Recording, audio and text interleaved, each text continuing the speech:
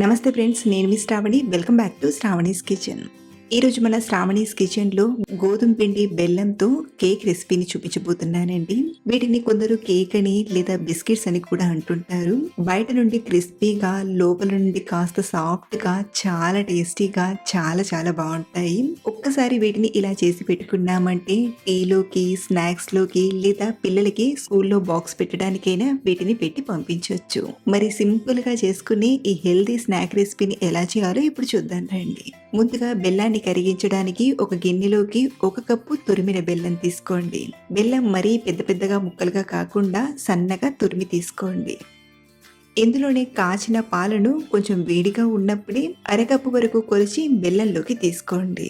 ఇలా మన దగ్గర ఉన్న ఏదైనా కప్పు కొలతతో అన్నిటినీ కొలిచి తీసుకున్నామంటే కరెక్ట్గా సరిపోతాయి. సో ఈ బెల్లం కరిగేంత వరకు కాసేపు పక్కన పెట్టామంటే బెల్లం కంప్లీట్గా కరిగిపోతుంది.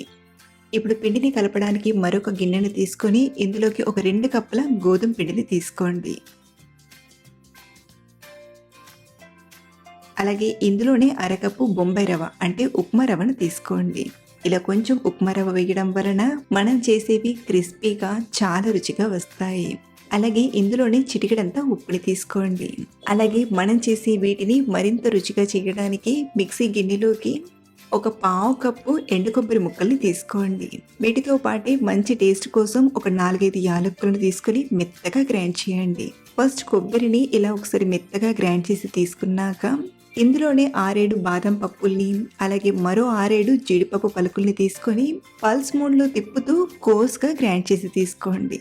మీరు కావాలంటే బాదం కాజును సన్నగా తరిగైన తీసుకోవచ్చు. మరీ పౌడర్లా కాకుండా బాదం కాజును పల్స్ మోడ్లో తిప్పుతూ ఇలా బరకగా గ్రైండ్ చేసి తీసుకోండి. ఇప్పుడు దీన్ని కూడా పిండిలోకి తీసుకొని మిక్స్ చేయండి. అలాగే ఇందులోనే మనం చేసేవి మరీ గట్టిగా రాకుండా ఉండడానికి ఒక 3/4 టీ స్పూన్ బేకింగ్ పౌడర్ని తీసుకోండి. మీ దగ్గర బేకింగ్ పౌడర్ లేకపోతే బేకింగ్ పౌడర్ ప్లేస్లో వంట సోడానైనా తీసుకోవచ్చు. ఇన్ కేస్ మీరు వంట సోడాను వాడుతున్నట్లయితే 1-2 టేబుల్ స్పూన్ల పెరుగుని తీసుకోండి. అప్పుడే బేకింగ్ సోడా అనేది చక్కగా రియాక్ట్ అవుతుంది. ఇప్పుడు ఇందులోకి ఒక 2 టేబుల్ స్పూన్ల నెయ్యిని తీసుకొని మిక్స్ చేసుకుందాం. ఇక్కడ నేను మంచి రుచి కోసం నెయ్యిని వాడాను. మీకు నెయ్యి ఇష్టం లేకపోతే నెయ్యికి బదులుగా నూనెని తీసుకొని బాగా వేడి చేసి తీసుకోండి. సో ఇలా ఇదంతా కలిసేలా చక్కగా కలిపాక మనం పిండిని తీసుకొని ఇలా ప్రెస్ చేసామంటే లైట్గా ఇలా ముద్ద కడుతుంది. ఇలా ఈ కన్సిస్టెన్సీ వచ్చిందంటే మనం చేసే కేక్స్ అనేవి ఫ్లఫీగా, గుల్లగా చాలా బాగా వస్తాయి. ఇప్పుడు ఇందులోకి బెల్లం కరిగబెట్టిన పాలను కొంచెం కొంచెంగా తీసుకుంటూ మిక్స్ చేసుకుందాం. మీరు కావాలంటే ఈ బెల్లం పాలను ఫిల్టర్ చేసైనా తీసుకోవచ్చు. అలాగే ఇలా కలిపేటప్పుడు మనం తీసుకున్న పాలు ఏమైనా సరిపోకపోతే ఎక్స్ట్రాగా కొంచెం పాలను కానీ లేదా నీళ్ళను కానీ తీసుకొని పిండిని సాఫ్ట్గా కలపండి.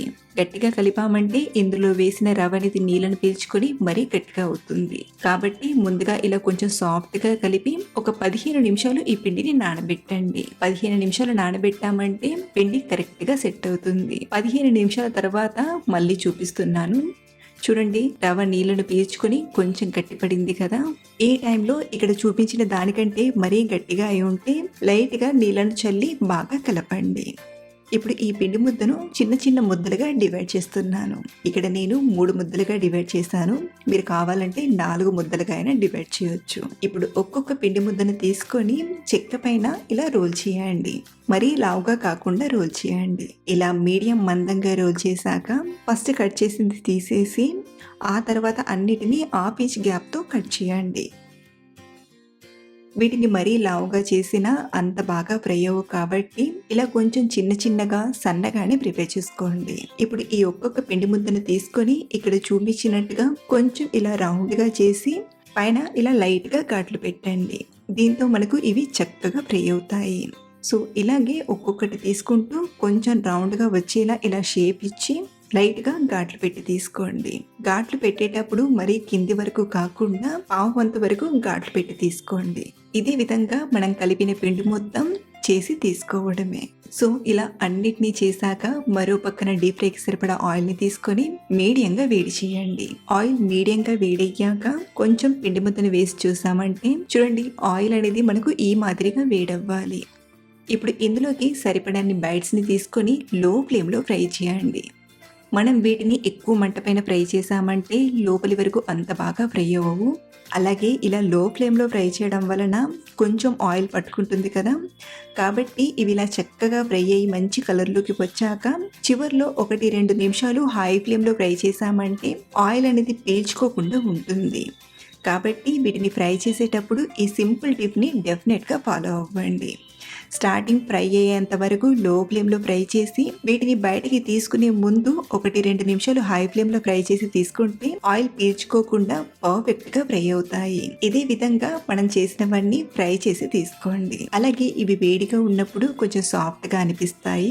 ఎలా అయితే చల్లారుతాయో అలా క్రిస్పీగా అవుతాయి. కాబట్టి కంగారు పడకుండా చల్లారేంత వరకు వెయిట్ చేయండి. సో సింపుల్ వేలో మంచి టేస్టీగా హెల్తీ స్నాక్‌ని ఎలా చేయాలో చూసారు కదా! మీరు కూడా తప్పకుండా ట్రై చేసి ఈ మంచి టేస్ట్‌ని ఎంజాయ్ చేయండి. మరిన్ని టేస్టీ అండ్ సింపుల్ రెసిపీస్ కోసం మన శ్రావణి కిచెన్ ఛానల్‌ని సబ్స్క్రైబ్ చేసుకోండి. Thank you for watching.